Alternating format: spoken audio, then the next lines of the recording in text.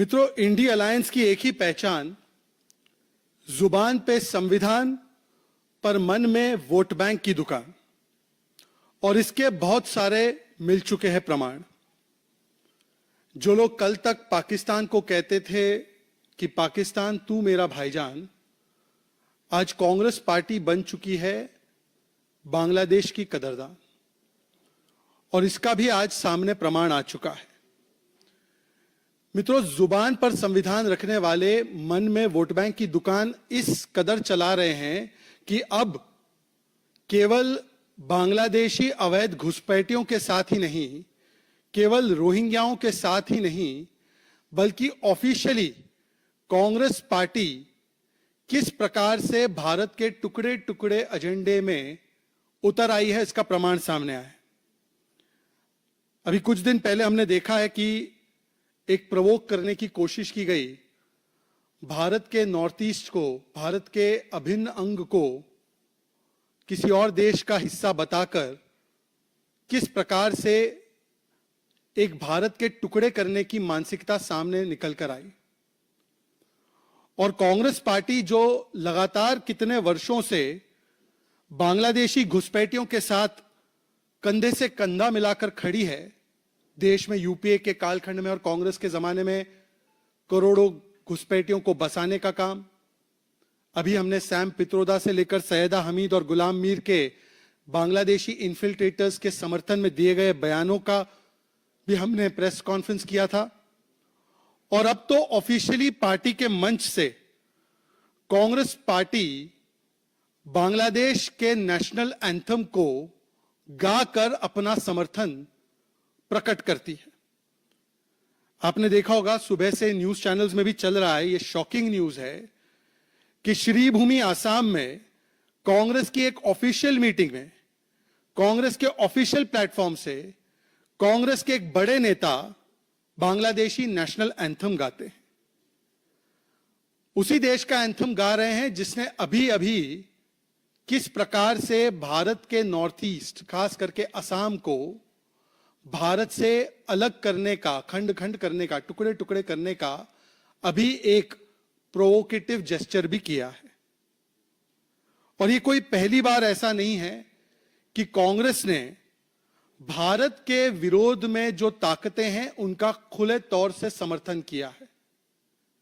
इससे पहले तो हमने देखा ही है कि कांग्रेस का पाकिस्तान और किस प्रकार से पाकिस्तानी एजेंडे के साथ रिश्ता रहा है। 26/11 में पाकिस्तान पर कोई कार्रवाई नहीं करना, 26/11 के लिए पाकिस्तान को क्लीन चिट देना, सॉफ्ट कॉर्नर रखना पाकिस्तानी आतंकी हमलों पर, सॉफ्ट स्टैंड लेना पाकिस्तान पर, 370 हो, सर्जिकल स्ट्राइक हो, उस पर सुर से सुर मिलाना। पर अब जिस प्रकार से बांग्लादेशी घुसपैठियों के साथ साथ आज खुलकर कांग्रेस पार्टी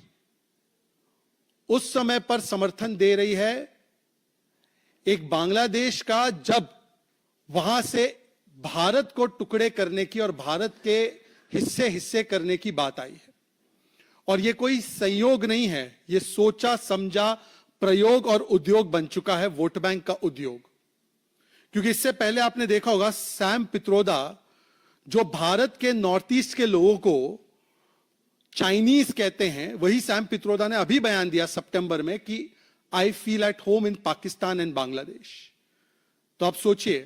कि बांग्लादेश का नेशनल एंथम भी कांग्रेस पार्टी की तरफ से गाया जाता है, पाकिस्तान का तो गा ही रहे थे। फिर उसके बाद हमने देखा, इससे पहले सैम पित्रोदा ने बांग्लादेश और पाकिस्तान के विषय में क्या स्टेटमेंट दिया था। इससे पहले सैम पित्रोदा ने खुलकर बोला कि क्या हुआ अगर बांग्लादेशी घुसपैठ घुसकर आ गए देश में, हमें इसके ऊपर कोई आपत्ति नहीं जतानी चाहिए, थोड़ा एडजस्ट हम लोगों को कर देना चाहिए। आपने देखा होगा कि इससे पहले गुलाम मीर ने झारखंड चुनाव के समय पर